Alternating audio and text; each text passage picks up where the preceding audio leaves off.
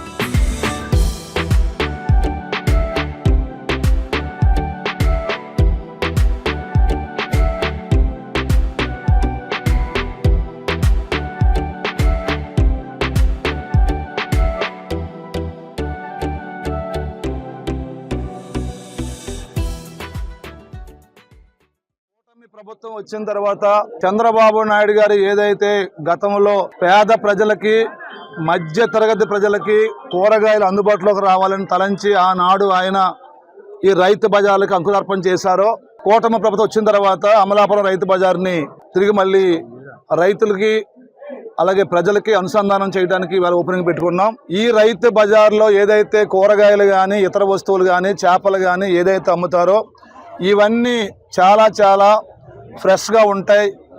అలాగే ధర కూడా చూస్తే అమలాపురంలో ఇతర ప్రాంతాల్లో అమ్మే అన్ని దుకాణాల కంటే ఇక్కడ ధర తక్కువ ఉంటుంది.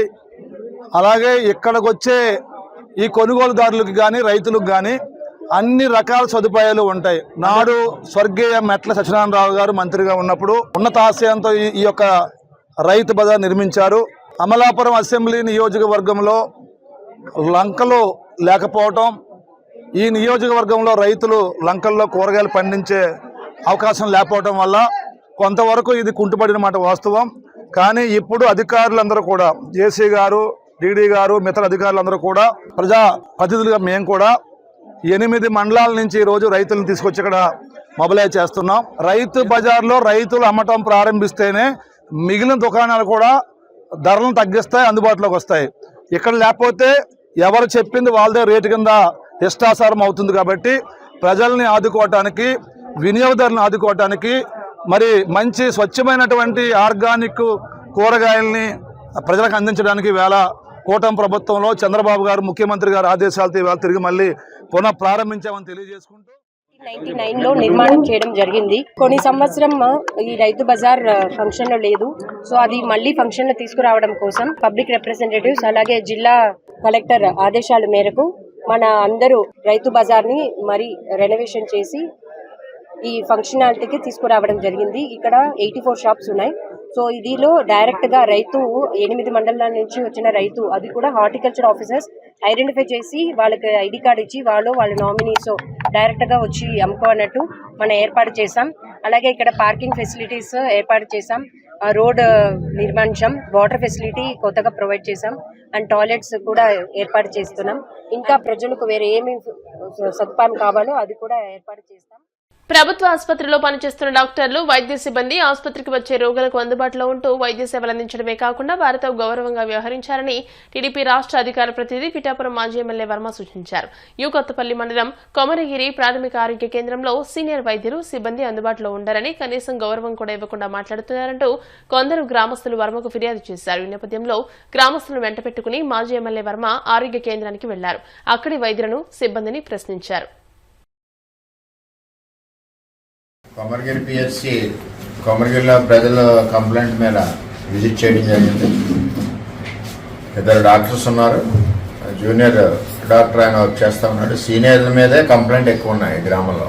వచ్చిన పేషెంట్లకి రెస్పెక్ట్ లేకుండా, ఆయన అసలు ఇన్వాల్వ్ అవ్వకుండా పేషెంట్స్లో. అదేవిధంగా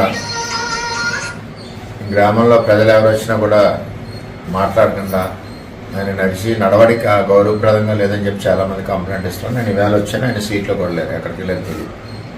అలాగే ఇక్కడ సీసీ కెమెరాస్ కూడా పనిచేయట్లేదు. మిగిలిన అన్నీ బాగానే ఉన్నాయి. ఒక యాటిట్యూడ్ మార్చుకోవాలని చెప్పి అంటే ప్రజలందరూ ఇబ్బంది పడుతూ ఉన్నారు. నేను విజిట్కి వచ్చాను.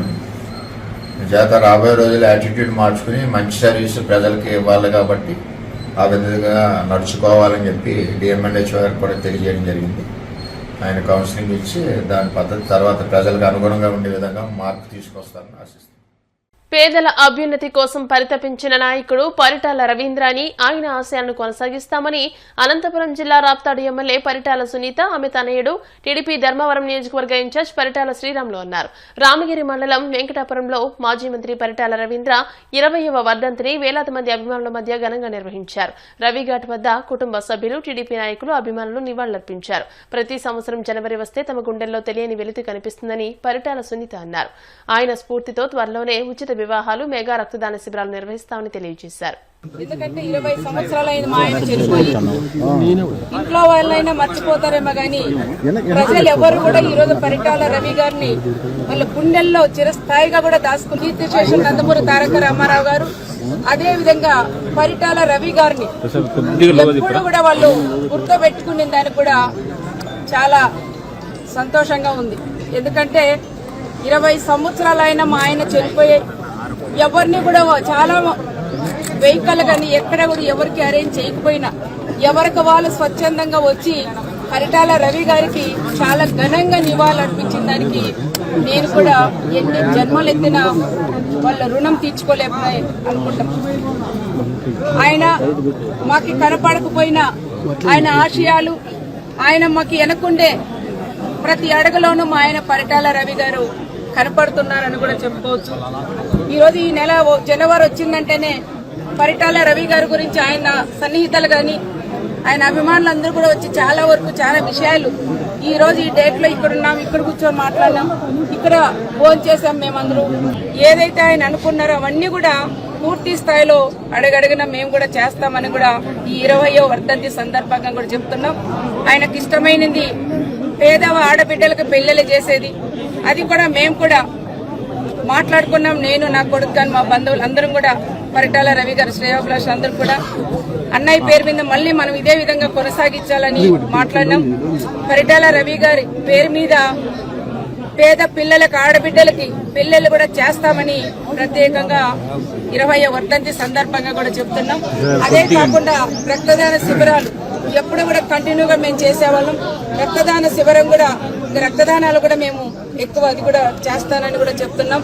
రక్తదానం ఇచ్చి ప్రాణదాతల కండి అన్నారు కాబట్టి తప్పకుండా ఎవరికైతే ప్రాణాలు పోయే కాపాడేది పరిటాల రవి గారు కాబట్టి అలాంటి దానికి ఆయన పేరు మీద బ్లడ్ బ్యాంకులు కూడా ఏర్పాటు చేస్తామని ప్రత్యేకంగా కూడా తెలియజేస్తున్నాం. వార్తలు ముగించే ముందు ముఖ్యాంశాలు మరోసారి. పశ్చిమ గోదావరి జిల్లా పాలకొల్లులో ఘనంగా రిపబ్లిక్ డే వేడుకలు, జాతీయ జెండాను ఆవిష్కరించిన మంత్రి నిమ్మల రామనాయుడు.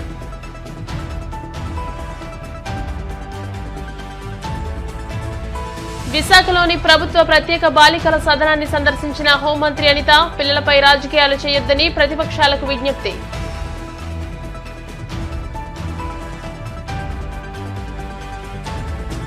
జగన్ విశ్వసనీయత కోల్పోయారు కాబట్టే విజయసాయిరెడ్డి వెళ్లిపోయారు, నాయకుడిగా జగన్ ఓడిపోయారని ఏపీ కాంగ్రెస్ చీఫ్ షర్మిల విమర్శలు. చంద్రబాబు దావోస్ పర్యటనపై శ్వేతపత్రం విడుదల చేయాలి, కూటమి ప్రభుత్వాన్ని డిమాండ్ చేసిన వైసీపీ ఎమ్మెల్సీ మొండితోక అరుణ్ కుమార్. ఈ వార్తలు ఇంతటితో సమాప్తం. మరిన్ని వార్తల కోసం BCN digital YouTube channel, Facebook page ని ఫాలో అవ్వండి. అప్డేటెడ్ వార్తల కోసం ప్లీజ్ సబ్స్క్రైబ్.